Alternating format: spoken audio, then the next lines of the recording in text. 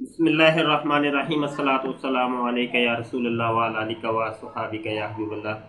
انجمن research institute کی جانب سے 4 سالہ درس نظامی کورس کے فرسٹ سیمسٹر میں ہماری علم نحو کی کتاب تفصیل النحو جاری ہے، اور آج ہم انشاءاللہ عز و جل سبق نمبر 42 پڑھیں گے، اسماء ظروف کا بیان۔ بڑی عربی عبارتیں ہیں کہ جس کے اندر ظرف کا استعمال ہوتا ہے۔ ظرف کسی جگہ کو کہتے ہیں اور وقت کو کہتے ہیں۔ ظرف جگہ کو اور وقت کو کہتے ہیں، اور اس کے لیے مخصوص کچھ الفاظ استعمال ہوتے ہیں، اس کے بارے میں یہ سبق ہے۔ تو یہ سبق اچھے طریقے سے سمجھیے گا، چونکہ اس کا استعمال بہت زیادہ ہے، اس لیے یہ بہت اہمیت کا حامل ہے۔ فرماتے ہیں جی اسماء ظروف تعریف۔ ظرف کی جمع ہے جس کے لغوی معنی برتن، یعنی برتن، اس کا ظرف کا مطلب ہوتا ہے برتن۔ یہ آپ کو پتہ ہے، اگر آپ نے اردو کی کتاب پڑھی ہے، وہ بچپن میں وہ کچی پکی کی کلاس ہوتی ہے ہمارے ہاں، تو وہ یعنی ابتدائی کلاسوں کے اندر ایک وہ قاعدہ پڑھایا جاتا ہے، ذوئے ظروف۔ تو وہ ذوئے ظروف یعنی برتن، تو مطلب یہ کہ ظرف کی جمع ہوتی ہے ظروف، اور ظروف برتن کو کہتے ہیں۔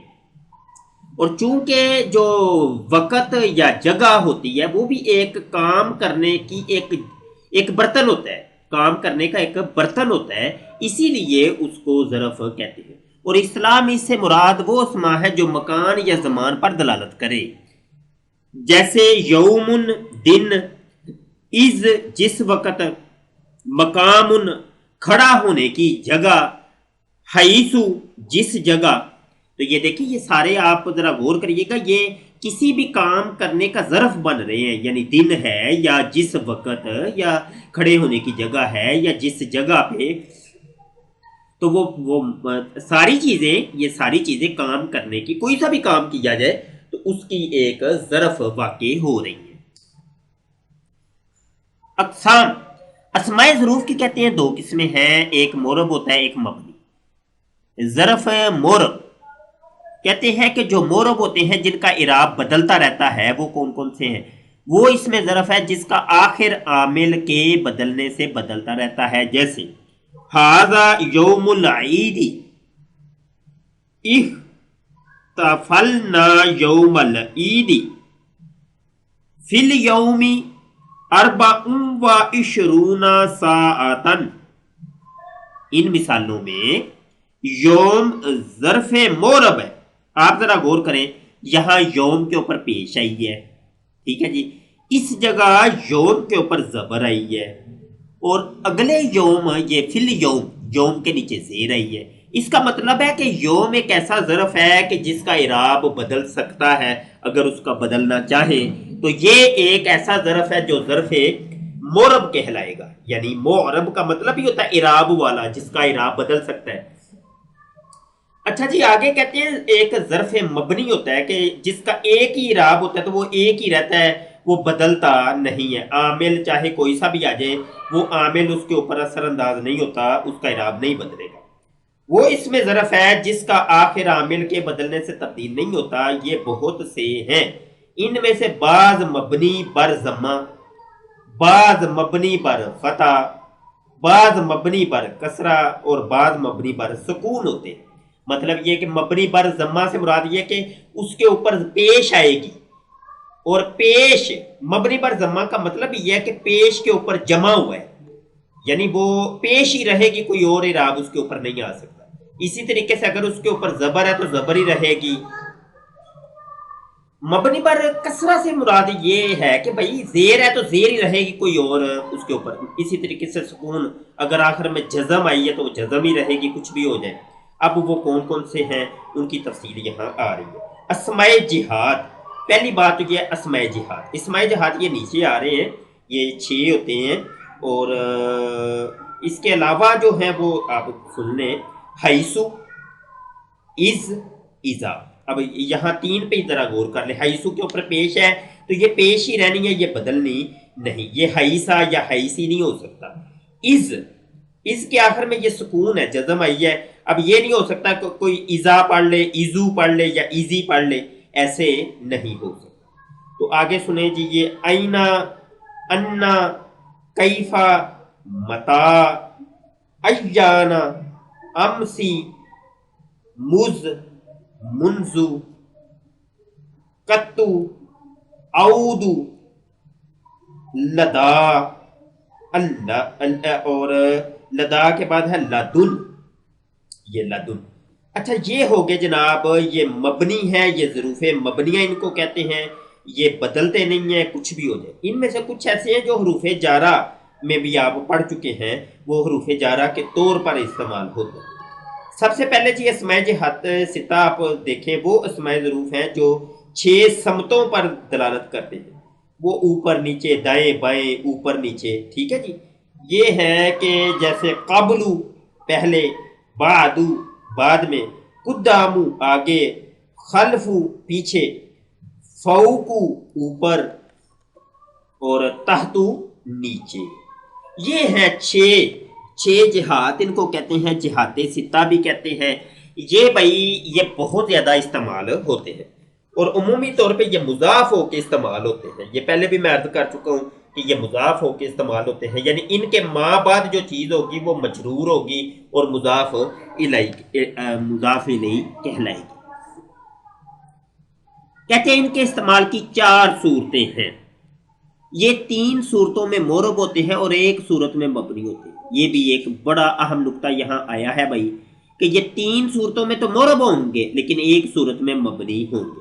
مبنی ہونے کی صورت جب یہ مضاف ہوں اور ان کا مضاف الیہ لفظاً محذوف ہو، یعنی لفظی طور پہ وہاں مضاف الیہ ذکر نہ کیا جائے، اور معنی ذہن میں مقصود ہو، تو اس صورت میں معنی ذہن میں مقصود ہو مطلب یہ کہ ہمیں پتا ہو کہ یہاں پہ مضاف الیہ بھائی محذوف کیا گیا ہے اور اس کا معنی یہ ہے،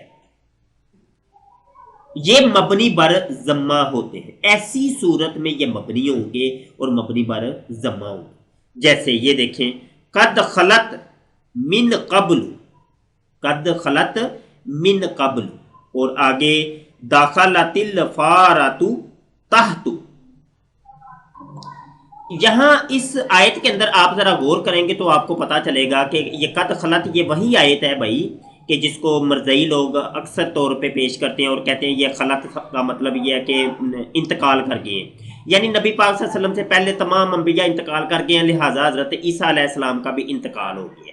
تو یہ آیت وہ بڑی پیش کرتے ہیں، حالانکہ اس قاعدہ کلیہ کے تحت کہ یہ قبل کے بعد ایک مضاف الیہ محذوف ہے، اور وہ جو ہے نا قاری جب تلاوت کر رہا ہوتا ہے اور مسلمان جب پڑھ رہا ہوتا ہے اس آیت کو، تو اس کو پتا ہوتا ہے کہ نبی پاک صلی اللہ علیہ وسلم سے پہلے جتنے انبیاء ہیں ان میں سے کچھ کا انتقال ہو گیا اور کچھ کا رفع آسمانی ہو چکا ہے، اور وہ جو ہے وہ زندہ آسمان پہ اٹھا لیے گئے، جیسا کہ حضرت عیسیٰ علیہ السلام۔ اس کے علاوہ جتنے ہیں ان کا انتقال ہو گیا ہے۔ تو یہ جو ہے نا اس کا مضاف الیہ جو ہوتا ہے وہ ایک مسلمان کے ذہن کے اندر پوشیدہ ہوتا ہے، اس کا معنی اور مفہوم ذہن میں پوشیدہ ہوتا ہے۔ تو یہاں جو ہے نا لفظی طور پہ یہ قبل جو ہے، یہ قبل اور تحت، یہ قبل اور تحت جو آئے ہیں ان کے مضاف الیہ جو ہے وہ قاری کے ذہن میں ہوتے ہیں، پڑھنے والے کے ذہن میں ہوتے ہیں کہ یہاں مراد کیا ہے، لہذا یہ مبنی بر ضمہ ہوں گے۔ آگے دیکھیں جی، مورب ہونے کی صورت، یعنی مورب ہونے کی 3 صورتیں تھی وہ یہاں بیان کرنے لگے کہ یہ مضاف ہوں اور مضاف الیہ مذکور ہو تو یہ مورب ہوتے ہیں۔ جیسے کذبت قبلہم قوم نوح، یہاں آپ دیکھیں ذرا غور کریں، قبلہ کے بعد جو ہے نا ہم ضمیر آئی ہے اور اس کا مضاف الیہ موجود ہے، تو ایسی صورت میں یہ مورب ہوگا۔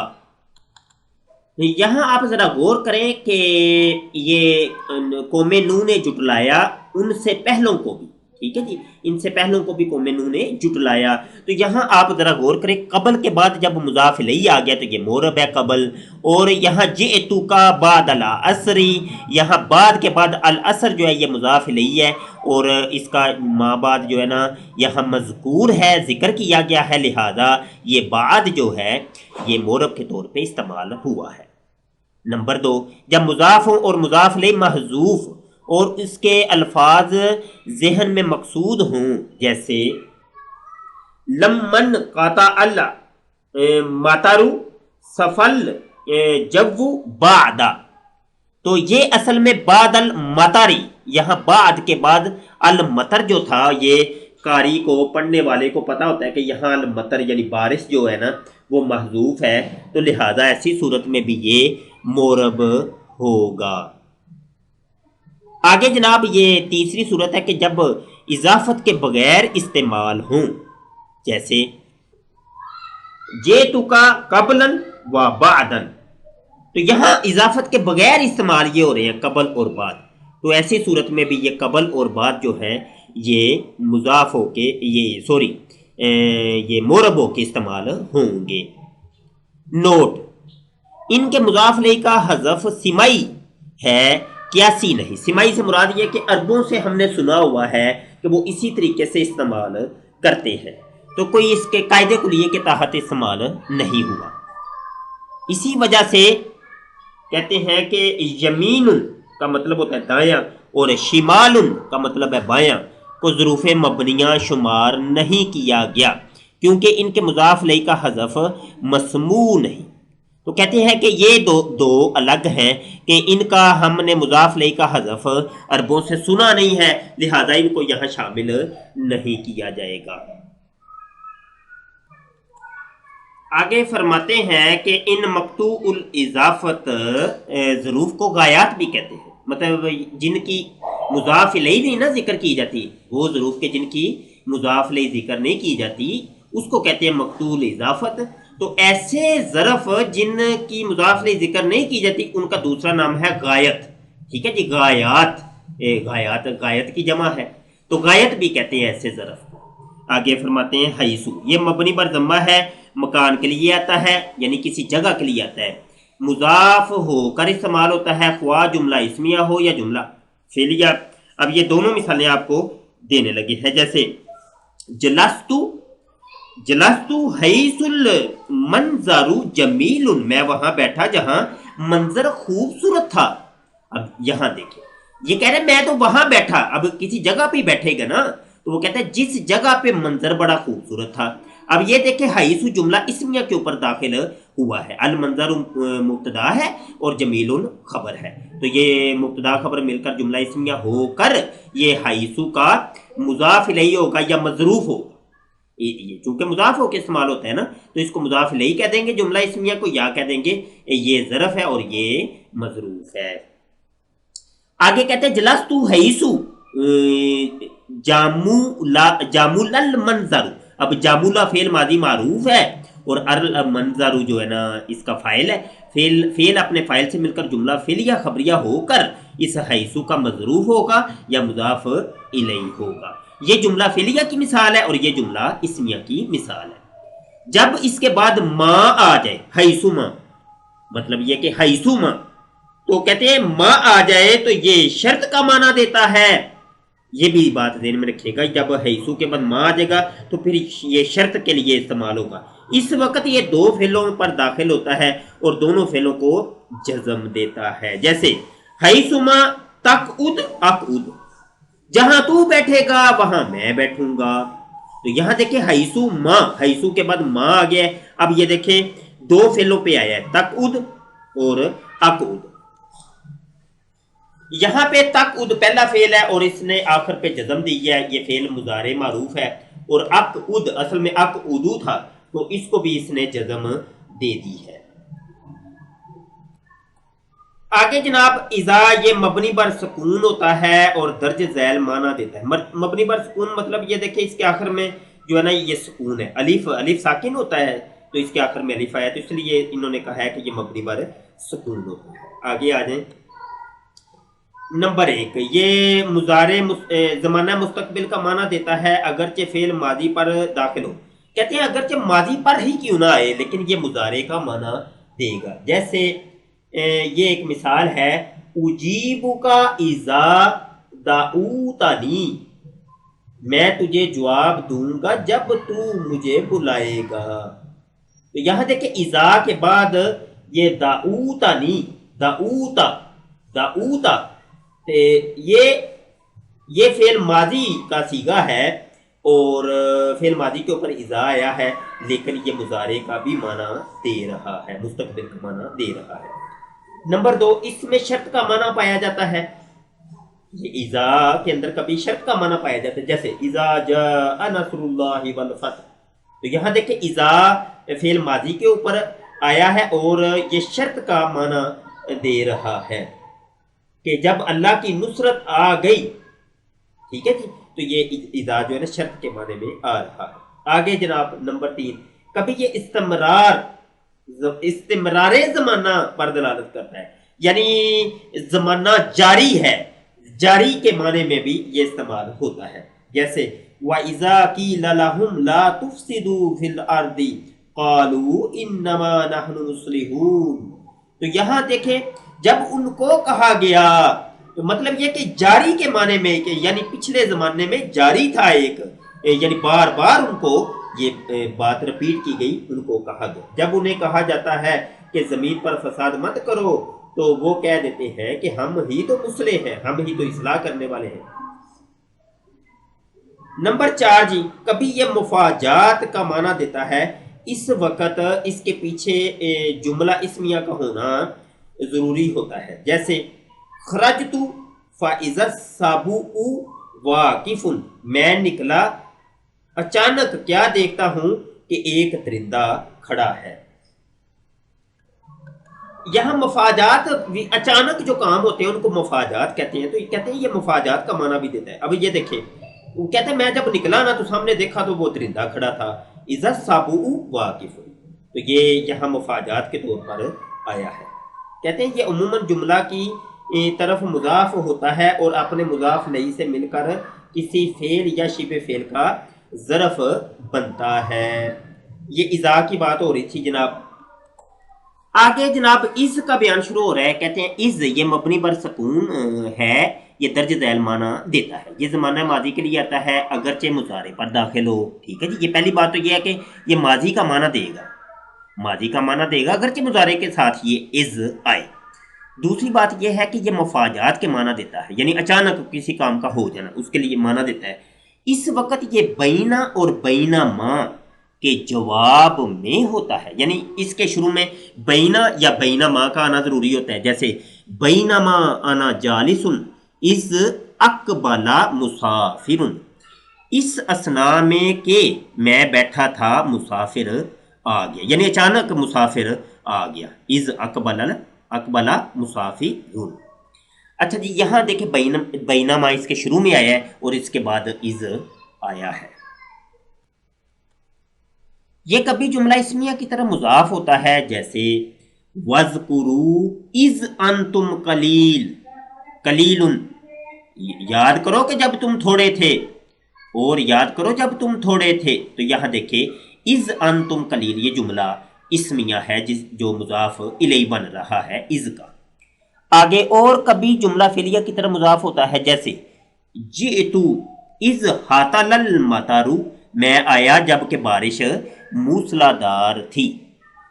اب دیکھیں از آیا ہے اور اس کے بعد حَطَلَ الْمَطَرُ یہ جملہ فعلیہ ہے اور یہ مضاف الیہ بن رہا ہے۔ آگے آخر میں ایک قاعدہ دے رہے ہیں کہ یہ بھی اذا کی طرح اپنے مضاف الیہ سے مل کر کسی فعل یا شبہ فعل کا ظرف ہوتا ہے۔